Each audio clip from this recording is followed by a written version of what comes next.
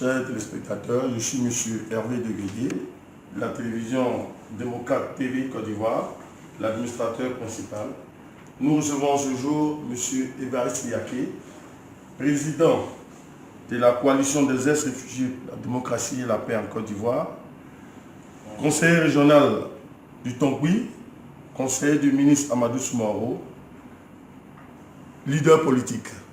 Nous sommes aujourd'hui dans ces locaux. Avec lui, nous allons échanger sur la démocratie en Côte d'Ivoire, sur les difficultés qui traversent notre pays.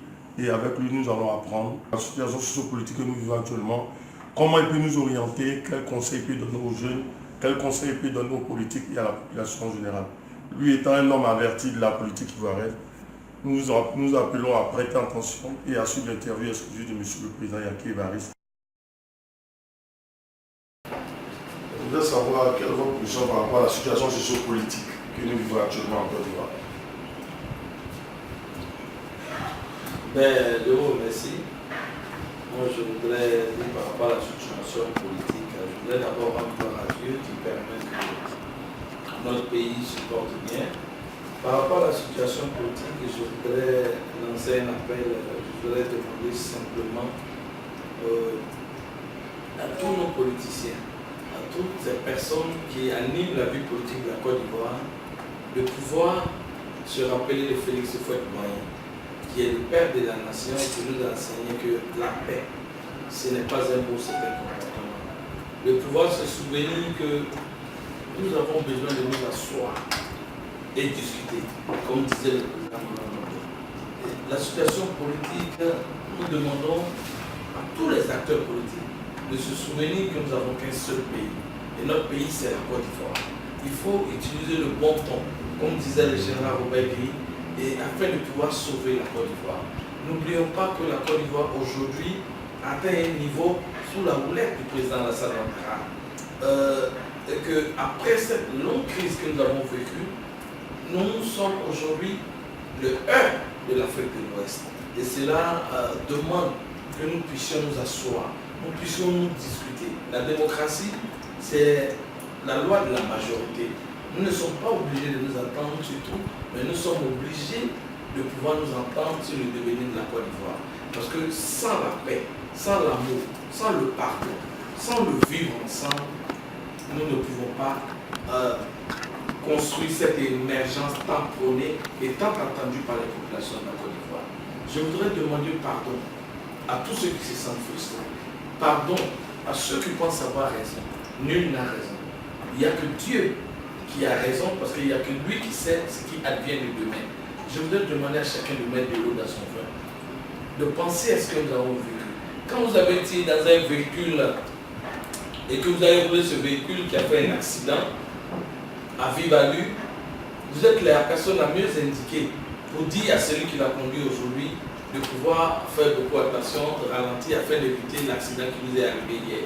Nous avons été hier des exilés et tous ceux qui sont des acteurs politiques, que ce soit de l'opposition ou bien du parti au pouvoir, ont aussi connu leur exil, ce que nous ne souhaitons même pas à notre ennemi. Il faut que les Ivoiriens puissent avoir le courage de se parler en tenant compte des vraies règles de la démocratie, mais dans le bon ton, dans l'amour, dans le partage, et de savoir, d'avoir toujours en idée que nous n'avons qu'un seul pays qui est indivisible. Nous sommes tous les enfants de la Côte d'Ivoire. Nul ne peut mériter la Côte d'Ivoire que son ami. Donc parlons-nous, ayons le courage de nous dire des vérités avec le bon ton, dans l'adversité, mais dans la compromission, dans la concession pour le devenir de notre belle nation.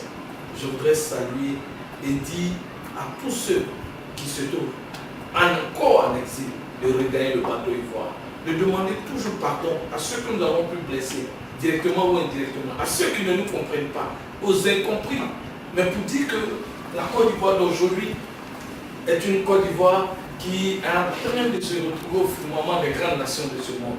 Et nous avons besoin de pouvoir nous parler dans l'amour, tout en nous rappelant que nous sommes frères, parce que nous avons une seule mère qui est la Côte d'Ivoire. La situation sociopolitique, je continuerai toujours de dire à tous ces politiciens qui aujourd'hui, on soit monté d'un cran. Je continuerai de leur demander pardon, de pouvoir se parler dans l'amour. Nous savons que chacun a raison. Et la seule raison qui importe, c'est la Côte d'Ivoire.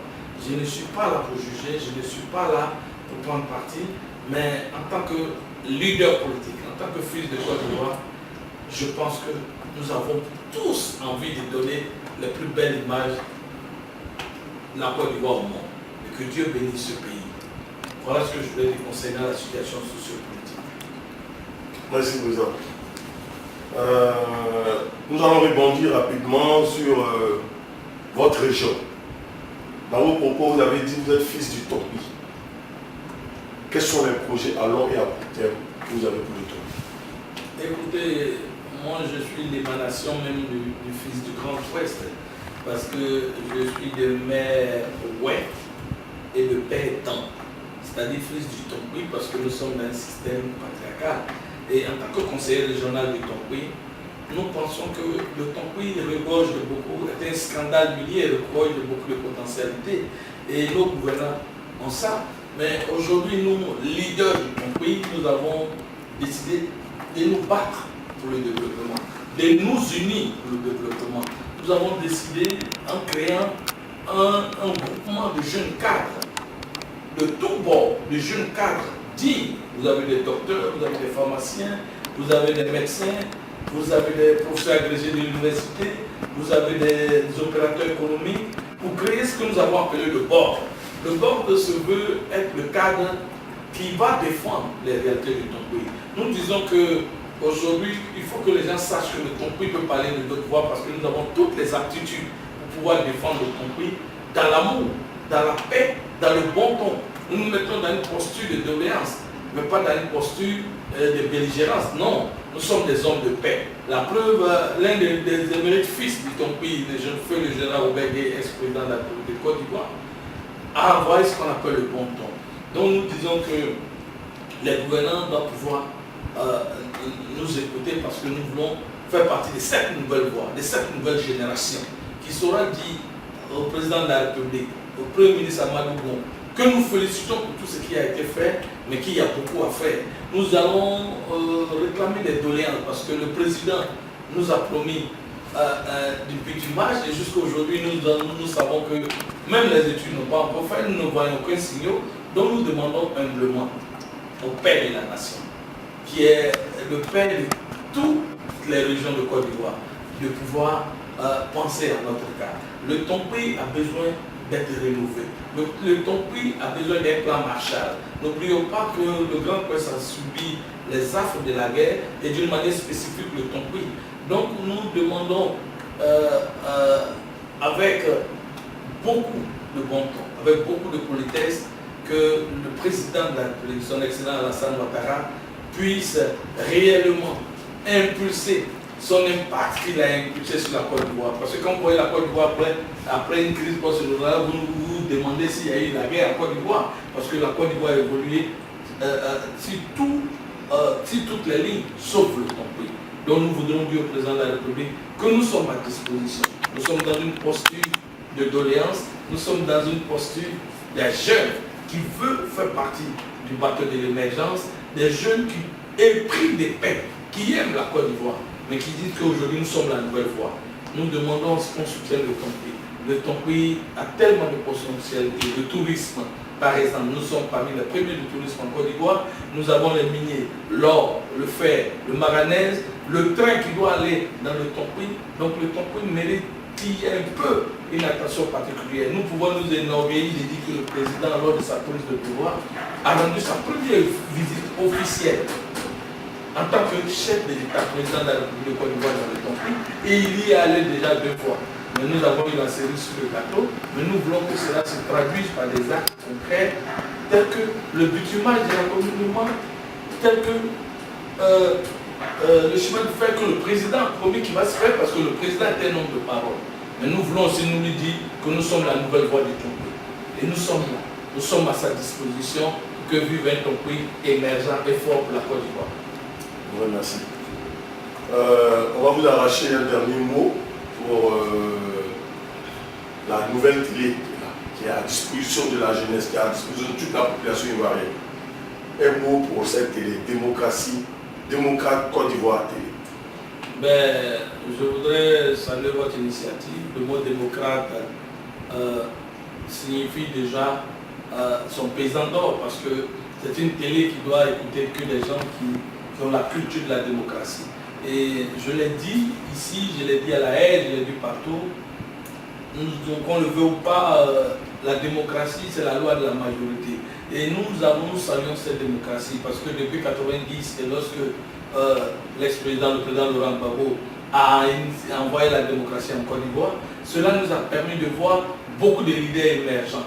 Nous disons que votre télé est une télé qui va permettre d'apaiser les cœurs, qui va permettre à chacun de s'exprimer. La démocratie, c'est des arguments. La démocratie, c'est un programme. La démocratie, c'est dire ce qu'on pense de bien et pouvoir convaincre la majorité pour pouvoir suivre nos idées. La démocratie, c'est le bon ton. La démocratie, c'est l'amour du prochain. La démocratie, c'est accepter la contradiction. La démocratie, c'est écouter l'autre et pouvoir avoir d'autres arguments pour le contrarier.